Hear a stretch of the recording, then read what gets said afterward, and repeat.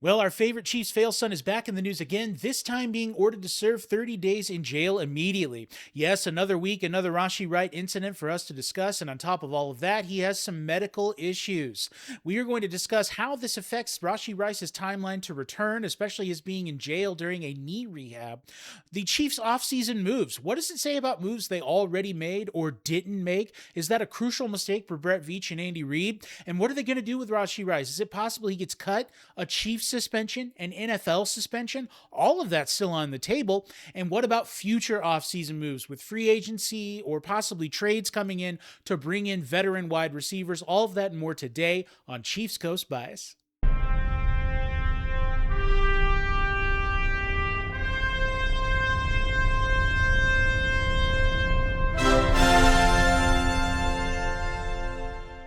What's up, Chiefs nerds? Welcome to another episode of Chiefs Coast Bias, where unfortunately, yet again, we are talking about Rashee Rice. We keep thinking these incidents are out of the way, but another one pops up. This one is like Lazarus resurrecting an old legal issue, bringing it back to the forefront because the man couldn't keep from smoking some weed while he was on probation, which is, of course, going to end up costing him millions of dollars. But we're going to be discussing it not only from the perspective of Rashee Rice, but also the Kansas City Chiefs in their offseason as they head into a crucial season with a bounce back year needed more than ever. We've got just about 2 months until the start of training camp and just a couple of weeks until organized team activities begin, which of course he will not be attending. So let's get right into it today and break down some of the issues going on with Rashee Rice. Of course, I'm using the ESPN story from Nate Taylor, Chiefs Rashee Rice ordered to jail, miss OTAs, and mini camp. Let's look at just a few quotes from this article. First, Rashee Rice is going to have to serve 30 days in jail after testing positive for marijuana in violation of the terms of his probation for his role in a crash that left multiple people injured on a Dallas highway 2 years ago. Yeah, it's hard to believe it's been 2 years. Of course, it took forever for it to work its way through the legal system. The NFL coming down with that 6-game suspension at the start of last season, and availability has, of course, been Rashee Rice's biggest issue. This is really disconcerting because this was such an easy one. This wasn't going out to the club and making some heat of the moment decision. I could forgive that to a degree, but now we're starting to see a pattern emerge. This was something where it was like, you knew you were going to be tested for this. You knew that if you pop positive, it was going to be a violation of your parole, and you either didn't care or you thought you could somehow game the system to get away with it. And of course, that did not work. So it's not a new jail sentence. He had already been ordered to serve the 30 days in jail. The legal system had just said, hey, you can serve that at your leisure, essentially. Maybe do a few days here, a few days there. You just need to complete the 30 days by the end of your probationary period. That is all out the window. Now he has to do the 30 days in one chunk, and he's already sitting there now. So this is, of course, an urgent issue for Rashee Rice and for the Kansas City Chiefs. Now we look at another quote because he also has a medical issue that's at play here. 1 week before Rice was sentenced, he underwent a cleanup surgery on his right knee to remove loose debris that was causing inflammation. Terrifying for me to think that we could just be walking around with loose debris floating around in our bodies that can cause swelling, but that's exactly what happened with Rashee Rice. Of course, it's not an uncommon surgery, so the timeline is pretty definitive there. And of course, this article says that it's usually about 2 months.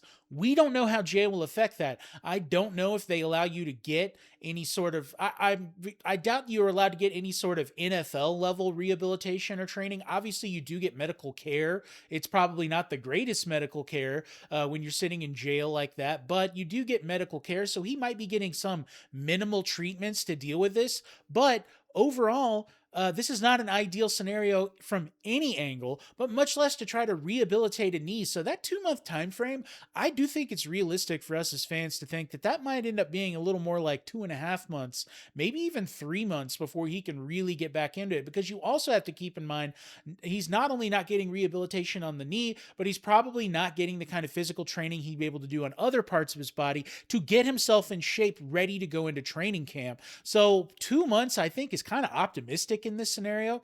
Now, I could be off base. Maybe he does have exemptions that allow them to leave the facility for a few hours a day, the jail, to go get treatment. He's not in there he's not considered a high risk. It's not for a violent crime. So I do assume he's eligible if they have some type of release program. Wasn't really able to find anything on that though. So I'm operating under the assumption that he's not going to get the same quality and standard of rehabilitative care that he would while he's sitting in jail with this. And the last quote we're going to look at last year, Phipps ordered Rice to pay Kui Kindle almost $1.1 million. That's one of the victims of the car crash when he was speeding his vehicle at 120 miles an hour on the Dallas freeway, caused multiple car accident, and he was named in a separate lawsuit earlier this year. We covered that on a previous episode, filed by Dakota Jones, who alleges Rice repeatedly assaulting her during an 18-month span from 23 to 25, including choking her in December 2023. The NFL already investigated that incident and said it did not warrant a suspension, was not considered a credible violation of the league's image policy of hurting the likeness and image of the NFL. So, he didn't hurt the shield there. So that one's kind of gone. But I do want to talk about the lawsuit a little bit, because there's another multi-million-dollar lawsuit that Rice is subjected to as well coming down the pipeline.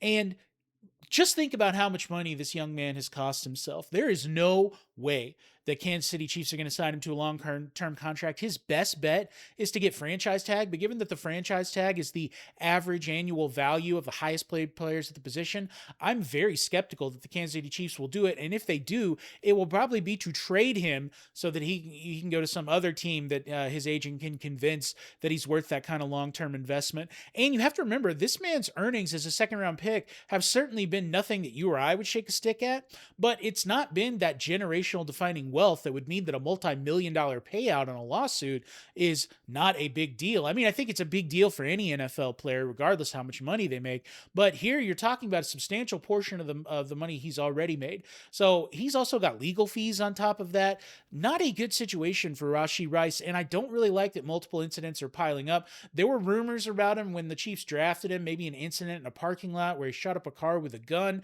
That was never substantiated. That was all alleged, not saying any of that happened. But we are beginning to see a pattern here where he's making mistakes over and over again, and they're increasingly more preventable mistakes.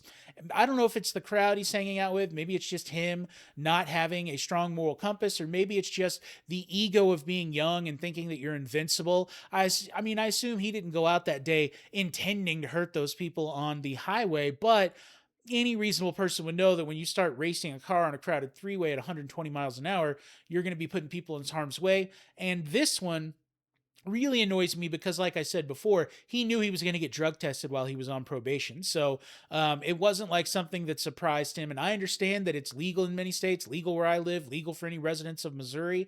And I have no problem with someone doing it. But when you know there's a definitive consequence to it, it's not about the legality of it. It's about you putting yourself and your team in a situation where they are now also having to pay for your mistakes. And this is not a small loss for the Kansas City Chiefs. Let's look at his 2025 offensive contributions. On the left side, you see there I've got his offensive snap percentage. Didn't put it, just for starting with Game 7 because of the 6-game suspension.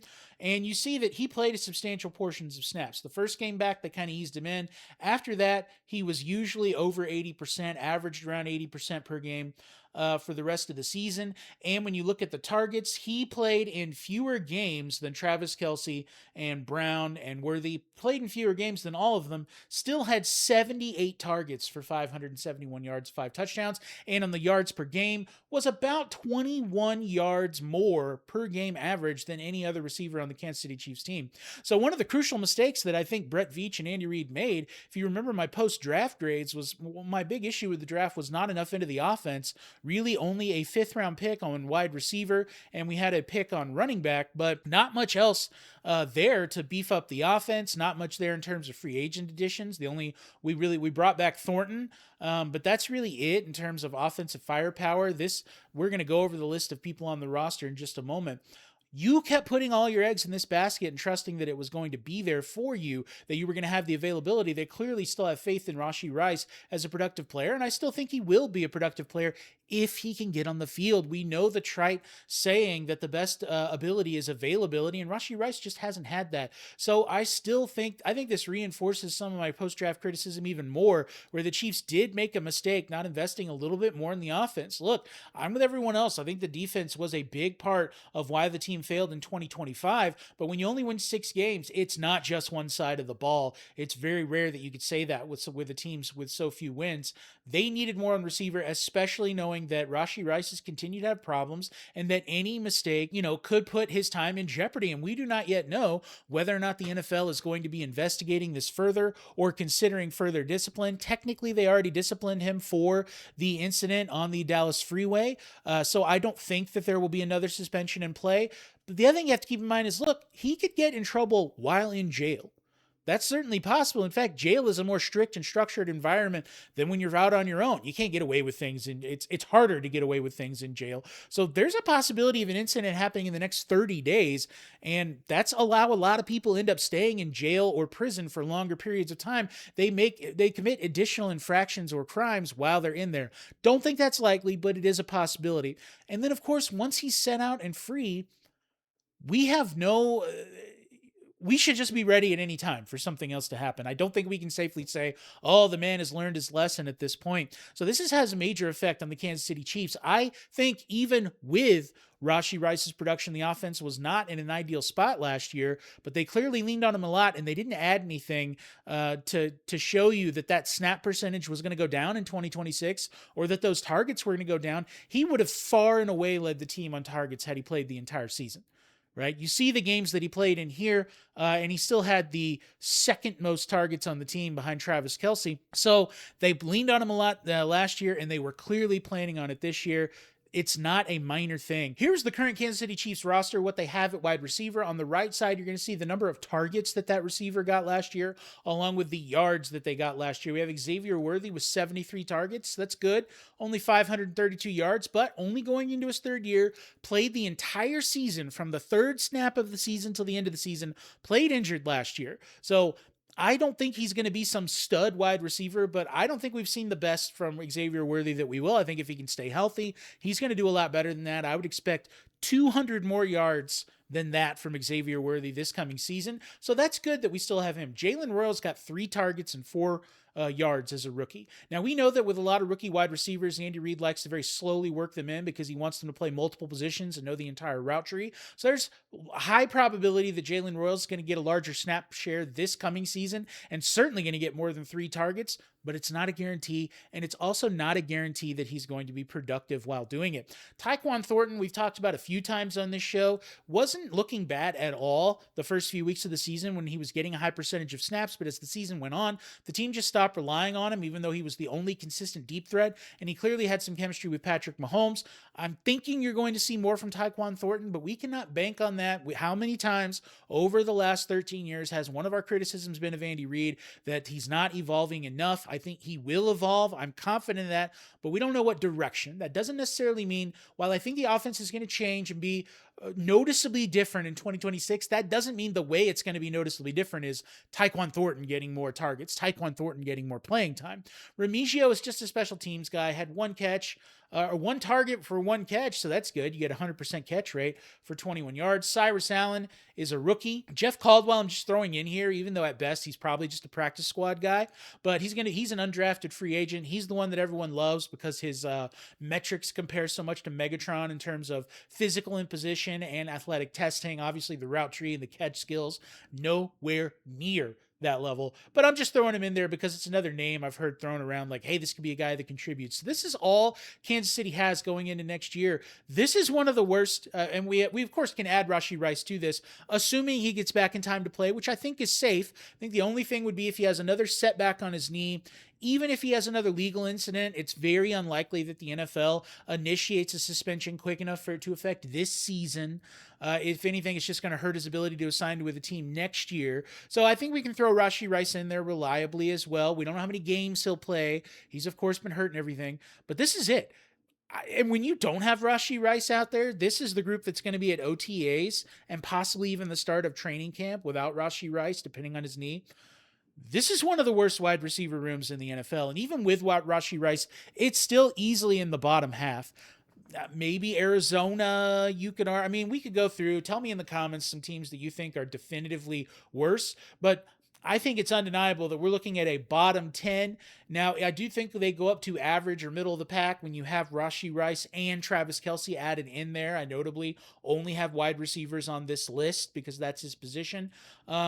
But overall, like, this is not a good room. This is one of the worst rooms in the NFL for wide receivers, especially when you take Rice away. And a lot of people are saying, hey, the Chiefs could bring in a veteran free agent, and I think they probably will. I think they're looking at after June 1st, so we should see that next, or a little more than a week from now. I think that's also going to happen at pass rush, because if you do it after June 1st, it doesn't affect your compensatory pick formula. So they can still get compensatory picks for losing players like McDuffie and Watson, etc., if they sign those veteran free agents after June 1st. And if you wait longer, then the players are also generally cheaper, more willing to take a team-friendly deal. So yes, I do think, at the very least, for another body, they're bringing a receiver in. But when I say sign a free agent receiver, I really mean signing someone who could realistically be considered a guy who could get 30% or more. That's kind of my cutoff, is about 33%, a third of the snaps or more as the season goes on. To me, that's a credible free agent addition, because that's, if you're getting out there for a third of the snaps, very reasonable expectation that you are going to be contributing to the offensive production of the team. I don't know if it's wide receiver or what, or it could just be correlation. There's a reason these guys are still available. But look at that list. You're seeing a lot of age, and in a lot of instances, you're seeing age and legal problems. I was never the biggest Tyreek Hill fan. I'm not going to sit here and act like I didn't cheer for him. I didn't get excited when he had punt returns, big catches. He was an awesome player, helped the Chiefs win a Super Bowl. I get all of that, but I was not sad when they got rid of him because of all of the disputes and issues that he had had. I know they're all accusations, but they were certainly consistent ones. There was the audio recording. I don't think that this is a stable guy. I don't think this is a pleasant guy, and I think it would be a bad move to replace a player that's on the outs because of a knee injury and legal troubles with a player who's older, has a catastrophic knee injury, and also multiple legal troubles over the year. If Tyreek Hill's an option, I think it's a sign of desperation in season for the Kansas City Chiefs. Like, they face another injury and it's sitting there October, November, and Tyreek Hill's still on the market. That's when I think they look at him. Very skeptical they could bring him at this point, because I don't even think he could be a contributor in training camp because of the recovery from his injury. Deebo Samuel intrigues me because he's a gadget guy, and we've seen what Andy Reid can do with guys like that over time, but I've heard no chatter about this. Maybe it's his contract demand. It's only going to be about 30 years old, so he's not too old. And I do think if he's got any juice left in the tank, that he is someone who could be a big contributor off of this list, just because of the variety of ways that he can be used. If you're looking at a player who's not going to take a majority of snaps, maybe they are only going to take like 30 to 40% of snaps for your team, a player like that is a good one to look at, because you can get high production from the limited snaps because of your ability to move them around the field, use them in different ways, running out of the backfield, a lot of that stuff. Now, my big issue with him, that I have with a lot of these guys, is the skill set. Rashee Rice, I've been over this before. One of the many reasons I don't think the Chiefs should re-sign him, and I don't think there's any scenario where they re-sign him now, unless it's like league minimum extension, 100% incentive laden. Like, he only gets paid if he plays and produces. But even before all of this, I wasn't a big fan of the Chiefs re-signing him, because I just think Rashee Rice is a talented player, but he has a limited route tree. He has a limited skill set. Could that be the constraints of the offense and what the Chiefs are asking him to do? Possibly, but it's hard for me to believe that if he had a much more expanded route tree and a more diverse skill set, that Kansas City would just not be using it. So I think when you look at a lot of his route charts game to game, you see that it's very specific. It's slants over the middle of the field. It's passes caught 5 yards or behind, 5 yards or less from the line of scrimmage, and a lot of them caught behind the line of scrimmage. Stephon Diggs also had an attitude problem, head case. His legal issue got dismissed from his personal chef, accusing him of choking her, etc. 32 years old, has been productive. I could live with that. Curtis Samuel wasn't good enough for Buffalo. That's an auto reject for me, dog. Sorry. DeAndre Hopkins, we've seen skill set issue. Still, I think, has some juice to give you 30%, 33% of snaps, and maybe even be productive, but not necessarily with the Chiefs offense, unless Patrick Mahomes really starts believing in that jump ball. And we did see him do that a little bit with Hopkins, and we saw him do it a little bit more last season, but I still don't think we're there. To me, the best name on this list, Keenan Allen. Keenan Allen's old as hell, but he's been very reliable, and he's been very consistent in the amount of productions and yards. I would not have a problem with the Chiefs signing Keenan Allen whatsoever. I wouldn't care if they signed Keenan Allen and he got more than a third of the snaps as long as he's earning those snaps because he's seen that he can still produce. He's done it in multiple offenses now. He's had a long career. You're only looking at him for a year. It's probably going to be team friendly. That would be my number one pick on the list. If I was going to rank them, I'd say number one would be Keenan Allen, number two, Stephon Diggs, number three, Deebo Samuel. Of course, there are other free agents out there. I just kind of went with the veterans, guys that you can probably bring in and pretty reliably say, like, hey, these guys can get up to speed in just a month or so with really just training camp, not a lot of other offseason stuff, and give us the snaps that we need to produce and help this team win moving forward. Last thing we're going to talk about is, of course, the trade scenario that I see so many talk about. This, I will say, I've changed my thinking on this a little bit. This was a bad take litmus test for me. The people are like, well, I think the Chiefs should go out and get A.J. Brown. I'm not going to call out any people on YouTube that I watch, but there's some goobers out there. They always think that we just need to go out and spend and just sign this one guy, and that's going to fix everything. But you know what? I take it back. I don't think that it's a bad take litmus test. I think there's some reasonable arguments to be made there, depending on the compensation as we get into the contract. This is the contract that we're looking at now. This one's a little weird because of the way the Eagles structure their contracts. If you go all the way back to my salary cap videos, some of the first videos I did on the channel, it's going to give you a more detailed breakdown of how the salary cap works and how they charge roster and signing bonuses over time. The way the Eagles work is they have automatic triggers in their contracts that go right before the start of the new season. Not the league year, in March, but the start of the new season. So just before the season starts, they have clauses in most of their contracts that automatically convert base salary to option bonus. That's why you've got multiple columns here that say 26, 27, 28, 29 option bonus.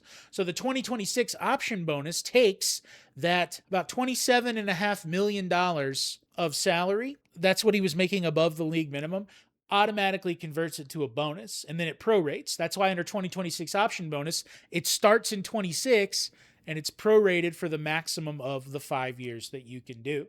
So that would be the base salary, and a team that trades for him could do that if they wanted to. So if you trade for A.J. Brown, you have two options for 2026.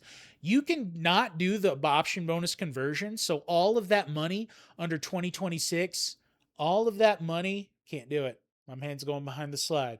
All of that money under the 2026 option bonus would stay as base salary. So you would just take a big cap hit just for 2026, but it would get off your books at the end of the season. Or you can do the automatic trigger where it converts, which means that his base salary, you're only looking at a little under $7 million as a cap charge for 2026. Same with 2027. You'll see that 2027 option bonus converts and automatically and prorates to $3.8 million a year. You would a year from now also have the option of, instead of converting that, keeping it at base salary to pay it all out at once. So there is some flexibility there. So even though he's making a lot of money, it's already structured in a way that's going to give you the proration, etc. And of course, you have the ability to cut this player and you don't owe him any of that option money. You really only owe him dead money, and most of that the Kansas City Chiefs didn't pay. So financially, it's not as devastating as you think. Now, I still think that signing A.J. Brown would be a bad move for a few reasons. One, attitude. Something about the wide receiver position, I guess. What was that Keyshawn Johnson book back in the day? Throw me the damn ball, right? He's not happy when he's not getting the ball. He would be competing with two other guys for targets. Granted, he's probably the most talented. He is the most talented of that group at this point. So you safely say he's going to get a chunk, but Andy Reid doesn't really do that. This isn't Todd Haley who force-fed Dwayne Bowe the ball over and over again. This is Andy Reid, who is just going to have the scheme and the ball's going to spread around. And then it's Patrick Mahomes who makes their decisions on the fly. And we all know the player that he's going to lean on most is not going to be A.J. Brown. So I think there's some attitude problems where would he even fit in with the culture of the team. There's some age issues. He's getting into his 30s. So why not take someone like Stephon Diggs, who you just have for a year, may not be quite as good, but has produced the last 2 years. And if you can get him to produce at that level, that's exactly what you need. Much cheaper and only for a year. And then, of course, the trade compensation. Don't give up 2027 draft picks, Kansas City. I'm sorry. No, we don't even know. We know that it's a better draft next year. I think there's a universal consensus that there's more talent in the 27 draft. You've got some extra stuff going already, don't give him up. Keep him, especially because of the situation of the team. You don't want to make a desperation move here to replace Rashee Rice because you don't even know what you have yet. You've got new players to integrate in the offense, and your best player, quarterback Patrick Mahomes, the GOAT, is coming back from a big knee injury. Wait, we don't know what the offense is going to look like. You might be spending assets and getting a player like A.J. Brown to ultimately help a team that is a 7-win team get up to 9 wins. And I don't think that that's the case. I think that with Mahomes playing well, this is a double-digit win team, but you still don't have a firm time frame on when Mahomes comes back. So you can't definitively say that A.J. Brown is the piece that puts the Chiefs back in contention. If we had already seen a lot of Mahomes and we were very confident at where he was going to be to start the season, then maybe I would consider it more, but I don't think trading for A.J. Brown is a wise move. But what do you think? I'm very frustrated with this whole situation because I think many fans, myself included, thought this was a distinct possibility that this player could have further problems. And we had all those picks in the draft. We traded a third rounder away, came out with one wide receiver, even though a lot of us thought it was a spot they might even go for with the 9th overall pick. Big mistake. And how many times are you going to bring guys like this in the locker room? A lot of people say like, oh, it's because Andy Reid can handle them. Andy Reid can handle these guys because of the culture and all that. And I'm sure he handles them better than a lot of coaches would. But a lot of that's just playing with fire because you've been lucky so far. The Chiefs were lucky that none of Tyreek Hill's stuff resulted in long suspensions or much bigger issues for the team that made him unavailable. And don't forget, they were willing to sign Tyreek Hill to an extension. It was only when the market blew up and they realized they just couldn't afford the top of the market that they decided to trade him. Had the receiver market stayed kind of where it was the prior offseason, Tyreek Hill would have gotten a contract extension and played in Kansas City a few more years. And who's to say what happens to the team there? I think most of us in hindsight would say probably not winning those Super Bowls. But all of this behavioral stuff, you've just been lucky. You can manage it to an extent, but you don't control these guys off the field. And Andy Reid's a brilliant football mind. He looks to me like an exceptional human being in terms of his interpersonal relationship, the relationship he has with players, how hard they want to play with him. But this is something you should have seen coming. And you had no backup plan. You had no escape plan. You had no plan to bolster this room in the event that something like this happened. And we're not done yet. We're not done yet. I don't think he's going to get another suspension for this incident, but he could get in trouble in the next 30 days while he's in jail. He could do something there. And you have no guarantee when he gets out that he's going to be on better behavior. He's already had an additional lawsuit filed on him just in the last 6 months. To me, it's just playing with fire. So I think this was a reasonable thing that the Chiefs should have seen coming and that they could have done a lot more to prepare for this. So I do think this is a mistake on Veach and Reid, their approach to the draft, maybe their approach to free agency, something. Now, they still have move. I'm sure they're going to make a move coming down the pipe, and maybe they've already got something cooking even before this. They wanted to bolster the room. Good. I don't think there's any chance they sign him to an extension now. And I think the odds of them being able to franchise and trade him even for like a really late pick are extremely low because he's going to want the franchise tag value as his base pay on his next salary. And I don't think any team's going to give him that. And my only scenario where I could see him maybe re-signing with the Chiefs if it's a contract that is 100% incentive laden, where it's like you're going to get like $5 million, but it can escalate to $25 million, but only if you play every game and you hit all these other milestones along the way. But I cannot envision a scenario. My guess is they let him walk in free agency. Hope he gets as many snaps as possible this year so that just a couple of years from now, maybe they get a better compensatory pick. But what do you think? What do you think about this Rashee Rice situation? Is this something the Chiefs should have seen coming? Does it mean that we've made mistakes in preparing the offense? Do you think it's all going to be fine? I contend this is one of the worst wide receiver rooms in the NFL without Rashee Rice and is at best a middling wide receiver room with him. And it kind of exposes another issue for me, which is just depth. Remember, there's two angles to this. There's not just the legal trouble. There's also the knee injury. That's not necessarily going to go away. Okay, you're getting it cleaned up and it's a 2-month recovery. What happens when it starts getting inflamed again? Which is not uncommon. So to me, it also just speaks of, aside from the legal problems, we needed more depth on this team because there's no guarantee that list of current wide receivers on the roster are actually going to play the entirety of the season. Rashee Rice could easily miss games because of his knee. I already missed a whole season because of it. So, I don't think, and the reason I think this is all fair game is this is in hindsight. This isn't hindsight stuff. You knew about his knee. You knew about his injury. I guarantee you he was experiencing inflammation after games last season. That's not something that just pops up 9 months later. Like, oh, my knee was totally fine the first 9 months playing an NFL schedule on it, on my reconstructed knee. Now it's swelling. That's seems unlikely. There was probably some kind of inflammation, maybe minor along the way. So I don't think this is hindsight stuff. I think this is foresight stuff. You've seen him get in trouble consistently. You've seen him with injury problems. You did nothing but bring in a rookie who no one is expecting to contribute in any meaningful way, as they should not, because he's a later pick. So am I off base here? Is this actually some sort of 4D chess from Brett Veach? He's got crazy moves coming, or he sees the talent that he drafted and is supremely confident in it? Let me know in the comments. Remember to like and subscribe. Always enjoy elevating Chiefs discourse, talking about the Kansas City Chiefs. I'm still pumped about the season. I think we got the GOAT. The knee that I'm worried about is Patrick Mahomes. We can live in a world where Rashee Rice is limited or misses games because we've done it before. It's just going to make it harder, but I'm super pumped to see OTAs. I really want these defensive players to get out there, get a chance to develop. I'm glad that there's going to be other receivers getting an opportunity. I do think we could see a lot more from Tyquan Thornton if he's given a chance consistently over time for more than the first 3 or 4 games. And I think Jalen Royals still has a lot of talent. I was hyped about that draft pick. I thought he was great value for the Chiefs got him. So I think there's a lot of upside here. We just haven't seen it. We can't bank on it. And that's the excitement of the NFL offseason. We're going to see that coming up. So I'm Malgore. This is Chiefs Coast Bias. I hope you have a fan-flippin-tastic day, and you all know what time it is. Let's go to eat a damn snack.